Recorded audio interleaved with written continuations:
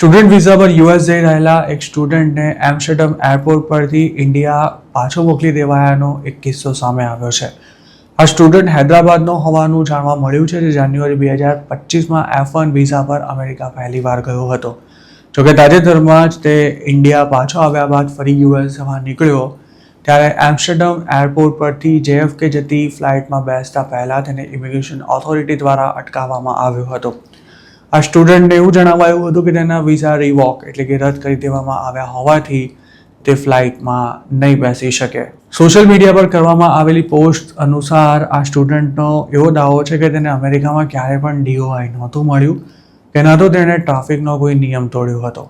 એટલું જ નહીં, તેને ક્યારેય પોલીસ સ્ટેશનનું પગથિયું પણ નહોતું ચડવું પડ્યું. તેમ છતાં પણ તેના વિઝા કેમ રદ કરી દેવાયા તેનો તેને પોતાને જ કોઈ આઈડિયા નથી. વિઝા રદ કરવાનું કારણ એરપોર્ટ પર તૈનાત સ્ટાફ દ્વારા પણ જણાવવામાં નહોતું આવ્યું, જેથી છેક એમ્સ્ટરડમ પહોંચી ગયા બાદ તેની પાસે ઇન્ડિયા પાછા આવવા સિવાય બીજો કોઈ ઓપ્શન નહોતો રહ્યો. નવાઈની વાત એ છે કે આ અંગે સ્ટુડન્ટે જ્યારે પોતાની યુનિવર્સિટીમાં વાત કરી ત્યારે તેને એવું કહેવામાં આવ્યું હતું કે તેનું I-20 અને સેવિસ રેકોર્ડ એક્ટિવ છે. જોકે તેમ છતાં પણ તેના વિઝા રદ કરી દેવામાં આવ્યા હતા. તેના એરપોર્ટ પર માત્ર એટલું જ જણાવાયું હતું કે જુલાઈ 2025માં એટલે કે અમેરિકા પહોંચ્યાના 6 મહિનામાં જ તેના વિઝા રિવોક થઈ ગયા હતા.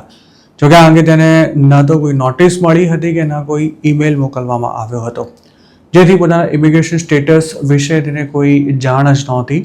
અને આ દરમિયાન તે ઇન્ડિયા પાછો આવ્યા બાદ અમેરિકા જવા નીકળ્યો ત્યારે અડધા રસ્તે તેને અટકાવીને પાછો મોકલી દેવાયો હતો.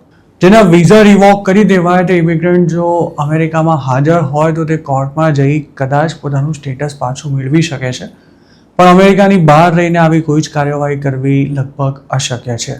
તેવી જ રીતે જે લોકો અમેરિકાથી એક્ઝિટ લેતા હોય છે ત્યારે એરપોર્ટ પર પાસપોર્ટ સિવાય તેમના કોઈ બીજા ડોક્યુમેન્ટ્સ કે ઇમિગ્રેશન સ્ટેટસ ચેક કરવામાં નથી આવતા, પણ અમેરિકામાં એન્ટ્રી લેતી વખતે તમામ પ્રકારની તપાસ થતી હોય છે.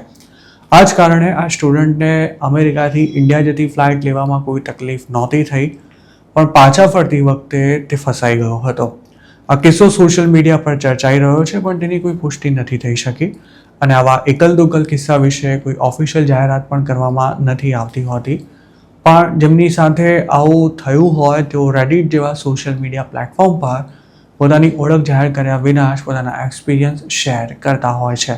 2025માં ટ્રમ્પ એડમિનિસ્ટ્રેશને હજારો ઇન્ટરનેશનલ સ્ટુડન્ટ્સના વિઝા રદ કરી નાખ્યા હતા, જેમાં ઇન્ડિયન્સની સંખ્યા પણ ખૂબ જ સારી એવી હતી.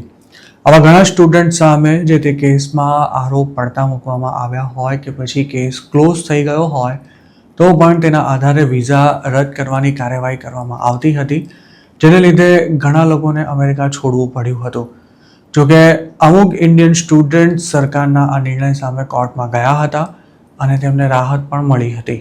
છેલ્લા 1.5 વર્ષમાં ઘણા ઇન્ડિયન્સને યુએસના વેલિડ વિઝા હોવા છતાં પણ અબુધાબી એરપોર્ટ પરથી પાછા મોકલવામાં આવ્યા છે. તેમાંના મોટાભાગના H-1B વાળા હતા અને તેમણે ઇન્ડિયામાં વધારે પડતો સ્ટે કર્યો હોવાથી કે પછી H-1B પર મળેલી જોબમાં ઇન્ડિયા રહીને લાંબો સમય વર્ક ફ્રોમ હોમ કર્યું હોવાને કારણે તેમને અમેરિકા જતી ફ્લાઇટમાં બેસતા રોકી દેવાયા હતા. અમેરિકાની સરકાર ક્યારે કોના વિઝા રદ કરી નાખે તે કશું જ નક્કી ન હોવાથી હાલ સ્ટુડન્ટ અને H-1B વિઝા પર હોય તેવા લોકોને યુએસની બહાર ટ્રાવેલ ન કરવા માટે પણ સલાહ અપાઈ રહી છે, કારણ કે તેમને અમેરિકામાંથી નીકળવામાં કોઈ પ્રોબ્લેમ નહીં થાય, પણ વિઝા ઇસ્યુને કારણે યુએસમાં તેમને એન્ટ્રી ના મળે તેવા પૂરા ચાન્સ રહેલા છે. યુએસમાં અભ્યાસ ચાલુ હોવા છતાં પણ જો કોઈના વિઝા રદ થઈ જાય તો તેની પાસે ફરીથી અપ્લાય કર્યા સિવાય બીજો કોઈ ઓપ્શન નથી રહેતો હતો. જોકે આવા કેસમાં ફરી વિઝા મેળવવું જરા પણ આસાન નથી હોતું. એક્સપર્ટ્સો માનીએ તો જે સ્ટુડન્ટ્સ અમેરિકામાં નિયમોનો ભંગ કરી ફૂલ ટાઈમ જોબ કરે છે કે પછી રેગ્યુલર કોલેજ નથી જતા તેમના વિઝા પણ રદ કરવામાં આવી શકે છે. અમેરિકાની સરકાર હવે 4 વર્ષના સ્ટુડન્ટ વિઝા આપવાનું પણ વિચારી રહી છે, જેની વેલિડિટી પૂરી થતાં જ ઇન્ડિયા પાછા આવવું પડશે. જોકે આ નિયમનો અમલ ક્યારથી શરૂ થવાનો છે તેની કોઈ તારીખ હજુ સુધી નથી જણાવાઈ. અમેરિકાના કોઈ પણ પ્રકારના વેલિડ વિઝા ધરાવતા ઇમિગ્રન્ટને ટ્રાન્ઝિટ દરમિયાન કે પછી છેક યુએસ પહોંચી ગયા બાદ પણ એન્ટ્રી આપવાનો ઇનકાર કરી શકાય છે. ગ્રીન કાર્ડ હોલ્ડર કે પછી યુએસ સિટીઝન સામે આ પ્રકારની કાર્યવાહી નથી થઈ શકતી, પણ નોન ઇમિગ્રન્ટ વિઝા હોલ્ડર તેને ચેલેન્જ પણ નથી કરી શકતા. અને જો કોઈ પાછા જવામાં આનાકાની કરે તો તેના પાસપોર્ટ પર એન્ટ્રી બેનનો સ્ટેમ્પ પણ લગાવાઈ શકે છે.